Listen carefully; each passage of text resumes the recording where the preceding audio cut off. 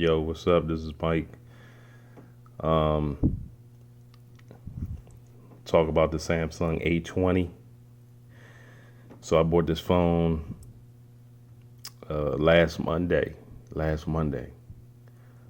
So I've had it for a little bit over a week.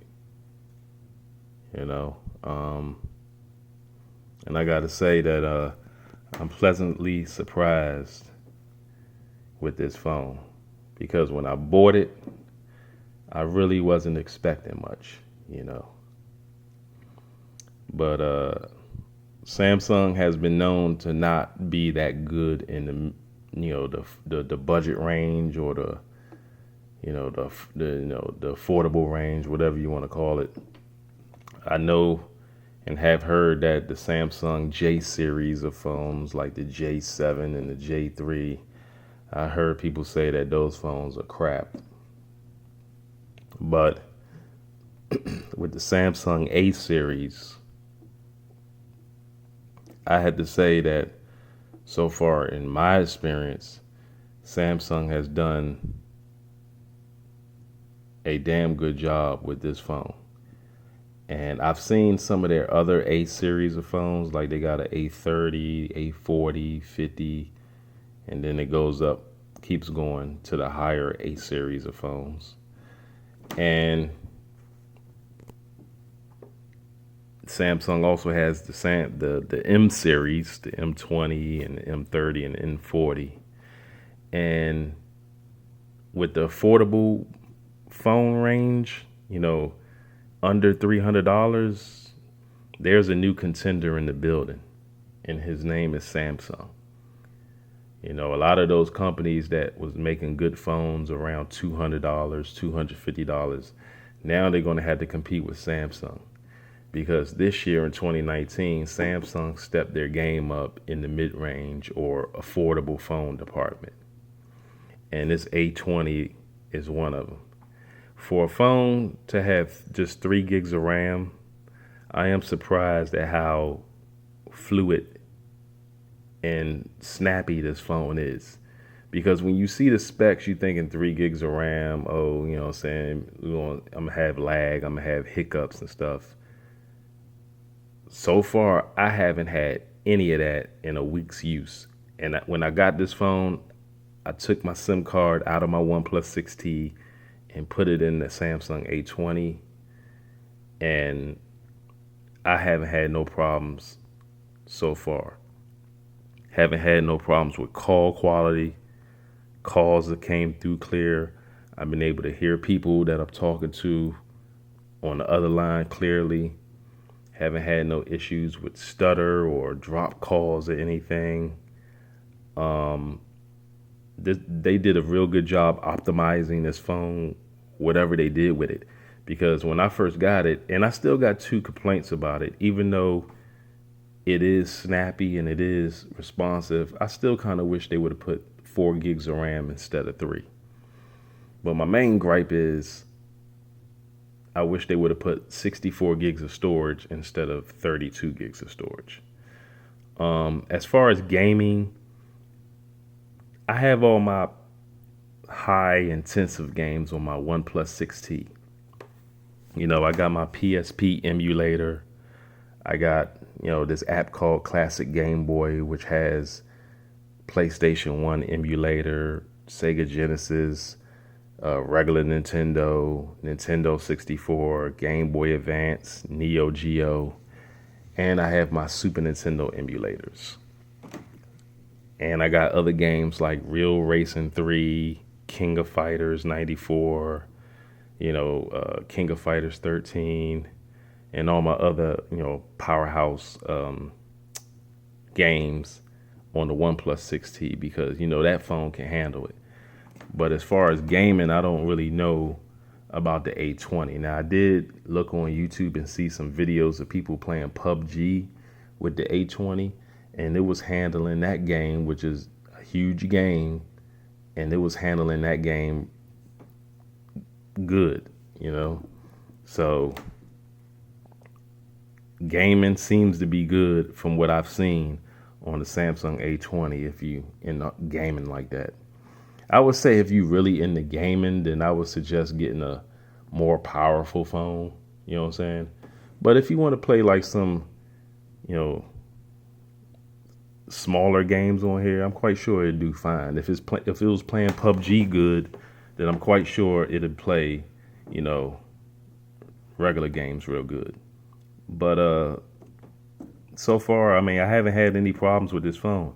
As far as the camera, um, I'm not a camera snob. I'm not one of these people that takes selfies all the time. You know, I see myself in the mirror every morning when I go to work. So, you know, I don't really need to take pictures of myself all the time. I mostly take pictures of like the sky or the sunset, you know, scenery. You know what I'm saying? I like taking pictures of scenery. And so far, the daytime photos is real good. And the nighttime photos, I say below average, not that great. This phone has a wide angle selfie lens. And when you use the wide angle lens, then the quality goes down even more. You know what I'm saying? But they put a wide angle selfie lens on a $150 phone, so I'm not complaining that much. I mean, even after you take the picture, you can still edit it, you know, change the saturation and the white balance and stuff like that to make the picture look better. So I'm not going to complain about the quality, you know what I'm saying, of the wide angle selfie lens. But everything else about this phone, I mean, you know, this phone is you know, that you got this app called Good Lock, and you could change everything, create your own, you know, lock screen and, you know, notification shade. I mean, you could just do a whole bunch of stuff, the navigation buttons and stuff like that. You got themes. You can change the wallpaper with the themes. They got live wallpapers, all types of icons and stuff like that.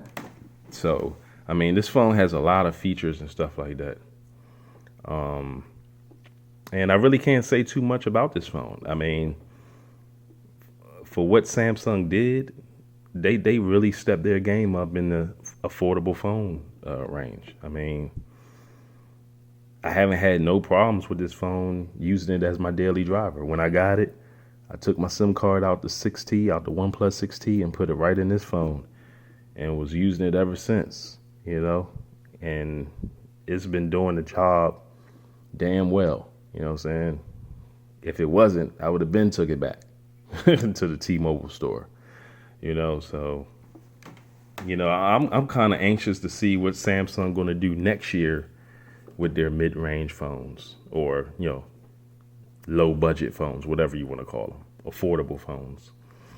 But yeah, there's a new player in town now, dog. You know what I'm saying? Because Samsung has been kind of neglecting the mid-range or the, you know, the lower level, you know, area of phones.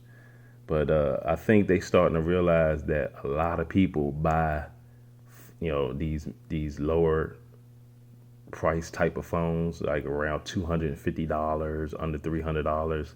Like, you look at Flossie Carter, he don't just review high price phones. He does a lot of affordable phones too. You know what I'm saying? You know, phones that are like under $300, and the competition in that in that price range is high. You know what I'm saying? So, you know, you don't need to pay $1,000 for phones anymore. You know, I think that ship has sailed. You know, the days of paying, you know, all this money for, you know, I mean, look at Apple. You know, they finally came to their sentences, and out of the 3 Apple phones that just came out, the Pro, the Max, and then the lower level one, the one that's $699, that's going to sell the most. You know, an Apple phone that's under $700, you know, that's going to sell the most. And you don't really need to just break the bank for, you know, phones anymore, because the mid-range and now the entry level, or, you know, the lower level or budget level, um, is starting to be real good now. And I'm pleasantly surprised at the performance of this phone. No lag. I mean, I just can't really say anything too much about this. You know what I'm saying? The camera is okay, doesn't lag. Call quality is good. The phone is snappy. Um, you have a lot of features. I mean, a lot of features. I mean, this phone is. I'm pleasantly surprised. The build material. That's the thing. Out of all the things I like about this phone, that's the thing I like the most about this phone. You would think that this phone was glass, but it's actually plastic. Samsung did a outstanding job, and I mean a outstanding job with that. If I was to hand this phone to somebody who didn't know that this was plastic, they would think that this is glass because it feels just like a glass back phone.